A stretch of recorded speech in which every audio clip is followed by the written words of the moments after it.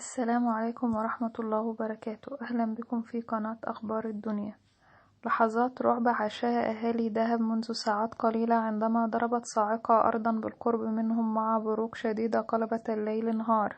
ولكن قبل ما نبتدي نتمنى الاشتراك في القناة والإعجاب بالفيديو وتفعيل زر الجرس لكي يصلكم كل جديد.